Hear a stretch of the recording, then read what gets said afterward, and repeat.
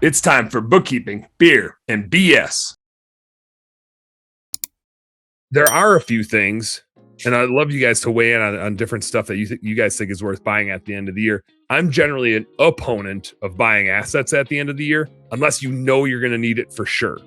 Like if you know you're going to buy another truck in January, yeah, you might as well buy it in December. Like usually there's some good year-end deals, and like if you're going to buy it anyway, then yeah, go save that $500, right? Like you're either saving it or you're not saving it. So if you know for damn sure that you're buying it, buy it in December rather than January, February, March.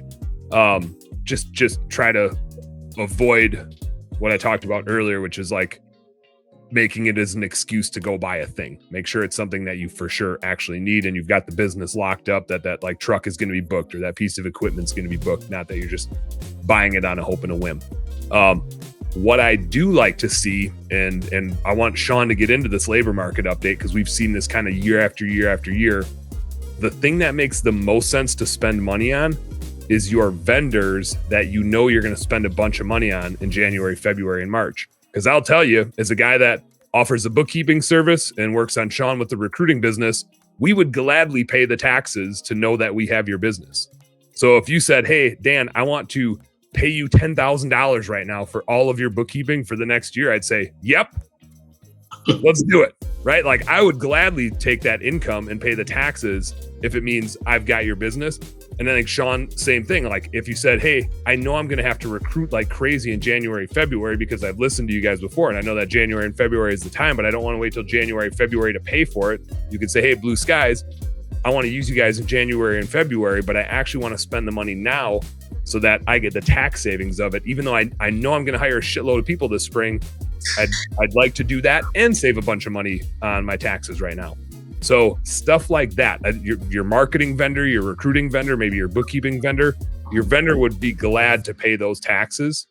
I mean, I'm not super glad to do it, but if it meant that we're doing business together, I'd much rather have us doing business together than not, and you waiting until the spring, especially right now, because it's a slow time of year. It's easy for us to take care of clients right now because they generally wait until March and then go, oh shit, I need employees. I need my bookkeeping done, right? That's kind of like the panic everybody hits in March when the shit starts flying. So look at those vendors that you already know that you're going to be working with and see if you can spend money with them to save a little bit on taxes, pass the tax buck over to them. That's my little rant. James, Angela, Chad, Sean, you guys got anything else that you see as a good investment to save a few bucks on taxes? Dan, with the vendors, does that also work well with inventory? So what if people want to go out and buy all the inventory for next spring or all of next year? Would it make more sense to do so now? Or is it the same because you can't depreciate it? I think inventory, yeah, because generally we're all on cash basis accounting. So if you were on accrual basis accounting, then you wouldn't expense that inventory until you used it. In a lot of cases, it would sit on your balance sheet. But because so many of us are going to be cash basis accounting, it's an expense the minute we pay for it, not when we use it. So therefore, I would say, yeah, if you're cash basis accounting, load up on some inventory. Chad, if you guys are loading up on mortar. Well, it depends. And I'll tell you, at least in Texas, we get taxed by end of the year inventory for our county. Oh, you do? Yeah. So we're the opposite. You wouldn't want to do that. Warehouse out, so I don't have to pay taxes on it and buy big in January. Interesting. So yeah, we're county inventory taxed. How much? What's the trade-off though? Like, what's the inventory tax versus your income tax? I don't know, but it was a couple years ago. We didn't really care about it because it was never a big deal as we were scaling. And then when we hit, the $4 million mark, our inventory wasn't $4 million. Our inventory was probably around $700,000-800,000. But the year before, our inventory was probably 150. And then we filled it all out. We didn't even think anything of it, right? And I don't know the numbers right, but I'll just say the year before at the whatever we had, it was the bill was like, I don't know, $2,200, not a big deal, right? The next year it was like 14 grand. So yeah, it was like, oh, Nikes. Yeah. So no, we played that game every year where, when it comes to inventory, now we'll go buy trucks. I mean, we try to only buy trucks in December if we need it. Like this was a growth year. I got no need for any asset. I mean, I lost my ass this year because of the growth year, so I don't need it anymore. And that's where you got to kind of look. Did you do a growth year? And I mean, do you need a write-off or not? And so I don't need one this year. There's no need. Spent plenty on that growth. And so growth is expensive. It's a lot of fun. It's expensive. Yeah, I love scaling large business, getting them larger, because it is a totally different monster. I was with my CFO today, as a matter of fact, we were talking. It's like, I remember the good old days when we were like the $2 million thing. We had like 12 employees, and and it felt like a struggle. God, a $4.5 million company is way different than running a $2 million company struggle. The highs are super high and the lows are super low. It's amazing how fast. I was gonna say, it's amazing how fast your employees can spend your money without you realizing it. You're not. Well, okay, let me give you an example. We had the worst sales week ever last week. Now, it was a short week because of Thanksgiving, but normally, because it's fall, and people, it's cold here in Texas and Oklahoma, that we would, we normally at least kind of have an okay sales week. We broke the record for the worst sales week ever. Now, we bounced back this week and we're having a really good sales week, but it's like, where did that come from? It's such a weird year right now. So, but yeah. And the percentage probably isn't a whole lot different as far as like what a drop looks like, but the bigger the number of revenue, a 50% drop is an astounding drop of dollars. Right. Well, here's the thing about difference when I was running a $2 million or $1 million to $2 million company. I'd lose $6,000-$7,000 a week at times, and that would be a terrible week. That's a good week now, and sometimes in our off season stuff, I mean, in a month,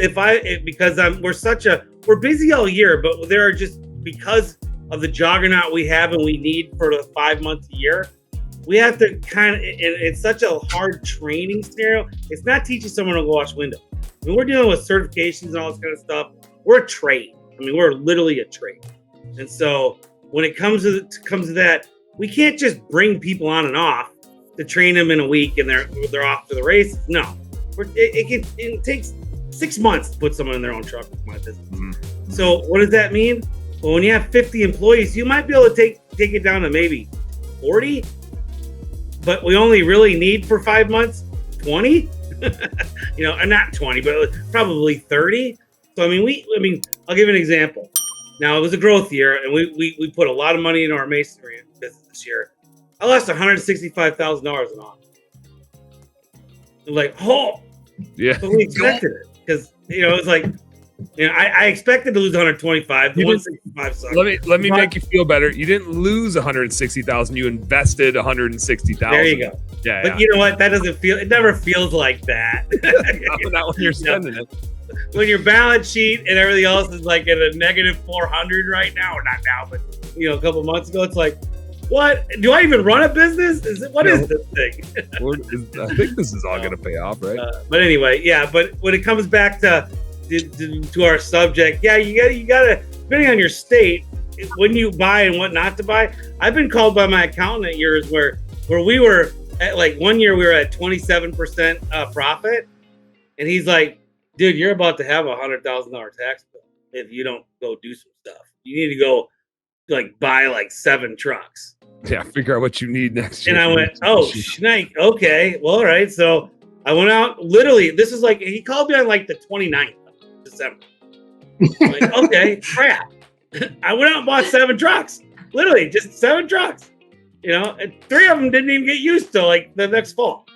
It's like, but my taxes ended up going down to $45,000. So I was like, okay. But how much did you spend on those 7 trucks? Did you go broke saving money? Is my question.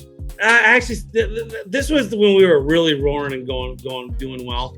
And so, not that we aren't now, but I mean, this was 2018.